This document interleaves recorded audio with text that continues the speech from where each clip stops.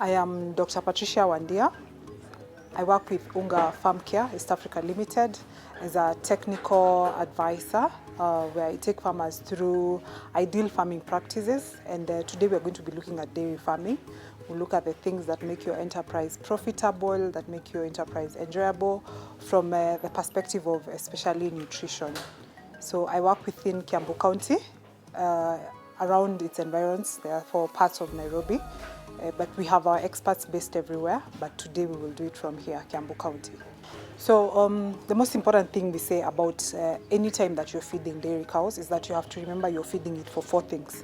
So the first thing is survival. The second thing is going to be production. The third thing is reproduction, and the fourth thing is for reserves.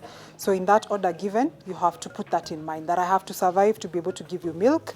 I will give you milk before I actually give you another generation of calves, and before I start looking healthy by having reserves, I have to do all these other things. So with that into consideration, there are 3 things that are important in feeding a dairy cow. So the first thing you start with is fodder. That is very critical in any dairy enterprise. So it accounts for about 70% of what you will feed your animals. So when we're looking at fodder, we're talking about things like napier grass, we're talking about good quality silage, we're talking about things like lucerne. So that accounts to 70% of your feeding. And from that 70%, any good dairy cow will give you comfortably 5 liters of milk.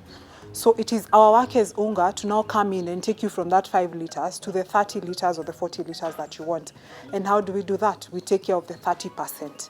And 29% of that is from our concentrates. So that is where we bring in the dairy meal. So the 29% will be the dairy meal, then the 1% now will be the most important but looks very insignificant, which is the mineral leaks.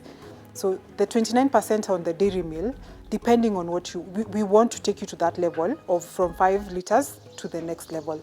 So in that, we advise a farmer from the output of your milk that you want. There's a formula to advise you on the quantity of dairy meal that you give to your cow on a daily basis.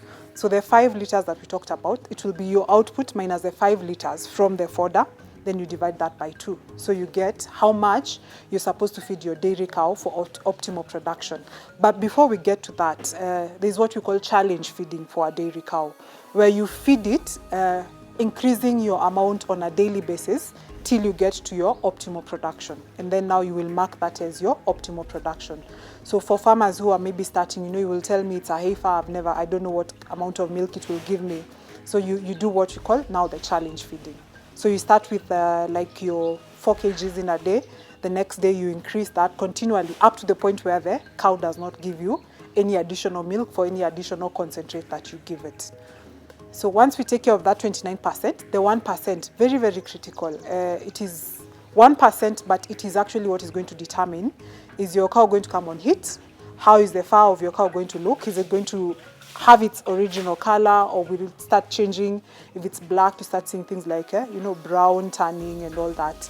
So the 1% will come from your minerals. And depending on the age of the cow, minerals are formulated to take care of the needs for that particular age of that cow. So we have a whole range, starting all the way from Dama, all the way to a cow that is producing milk. So once you have your calf, it's important to let it interact with the mother within that natural environment. So you can allow it to suckle at first. If not, if you take it away, ensure at least within the first 4 hours you have given it colostrum. Colostrum is that the milk that you get immediately a cow has calved down. And you do that by 10%. At least within the first 4 hours, you ensure it has taken 10% of its body weight. So it is important for you as a farmer to actually have a weighing scale to be able to weigh your calf, to know how much it weighs. But on average, Frisian calves will be around 40 to 45 kgs. So you give 10% of that colostrum. So in the first 3 days, we normally say do not give your calf anything. Just feed it on colostrum continuously, ad lib as many times as you can. We do not limit it to the number of times that you're milking your cow. You can actually store it in a clean environment, refrigerated, and just warm it up and give it to your calf as many times as you can, just like we do with a human child. So now from day 3 is when we say that now you introduce your calf to water. clean water, and you will start by training it. You don't just leave the water there. For in like 2 or 3 days, you train it, and now it can be able to limit its own water. On the same period, from day 7, you will introduce what we call Fugo calf starter pellets. You will start with a handful because you're training the calf to actually start consuming. And you give the pellets dry. You don't add it to milk or to water. You give them as they are.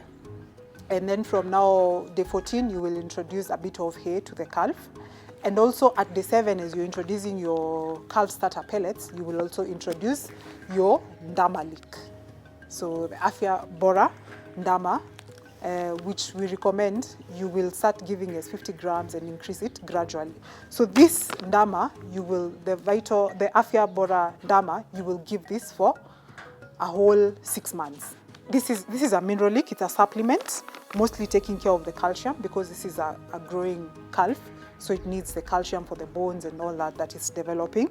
But it also has other minerals which are important for like the fur, to maintain its color, also for growth and things like that. So it's a whole range, but the most important thing in it is the calcium.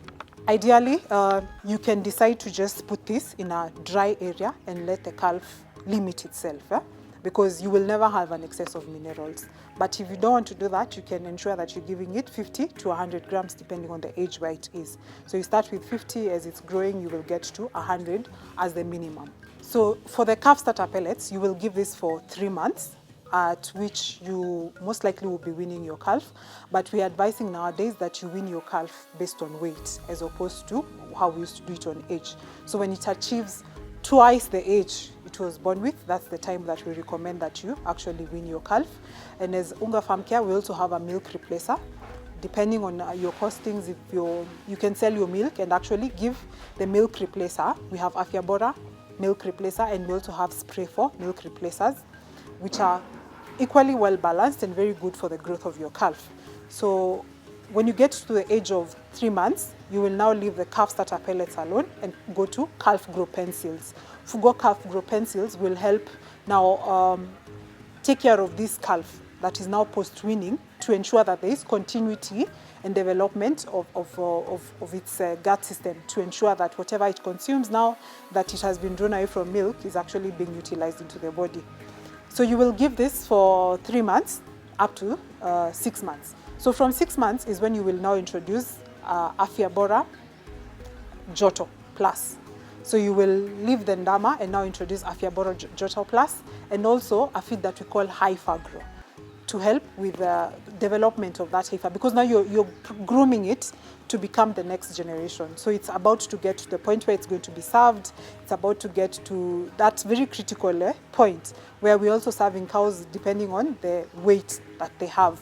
So you will give these 2 supplements, the Afya Bora Maziwa Joto Plus and the calf grow and the heifer grow, up to the point where you will serve your heifer.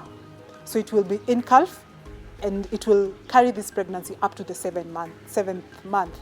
So we will be using these 2 products all through, together with your fodder. So now we are at month 7 of an in-calf heifer. So at that point, there is what we call steaming up for a dairy cow. That is preparing it for the period that it's going to, which is now giving birth. So you're steaming the cow so that you can actually get good quality colostrum and also prepare it for the next period, which is now your production.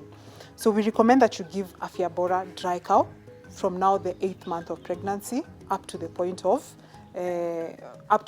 paturation. That is up to the point where it gives birth.